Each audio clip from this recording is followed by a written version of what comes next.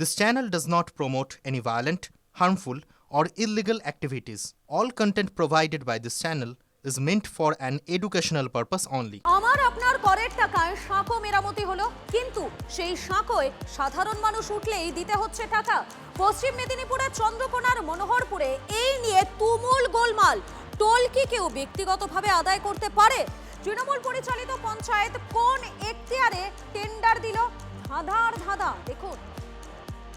একবার জনগণের ট্যাক্সের পয়সায় পোল হয়েছে, আবার ঘুরে জনগণকে ট্যাক্স দিতে হচ্ছে। বর্ষার আগে সেতুর নামে ধোঁকা, বর্ষা পেরোলে এবার টোলের ধোঁকা। টোল নিয়ে যত গোল চন্দ্রকোনায়।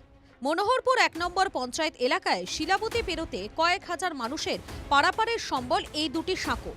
সেতু মেরামতি করতে দিন কয়েক আগে টেন্ডার ডাকে তৃণমূল পরিচালিত পঞ্চায়েত। বরাত পাওয়া ব্যক্তি সাঁকোয় টোল নিচ্ছেন। বেঁধে দেওয়া হয়েছে রেড চার্ট।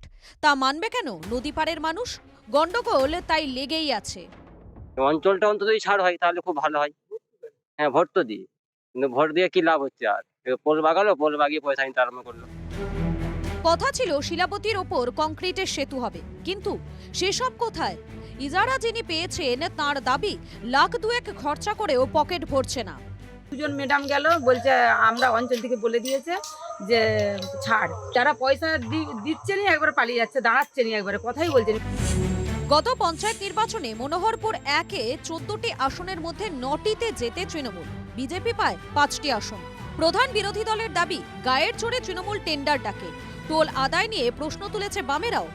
4-5 বছরে 1 লাখ টাকা বাগাতে পোলটা সেটা এই সরকার না বেয়ার করতে পারে, আমার মনে হয় এমন সরকারের পদত্যাগ করা উচিত।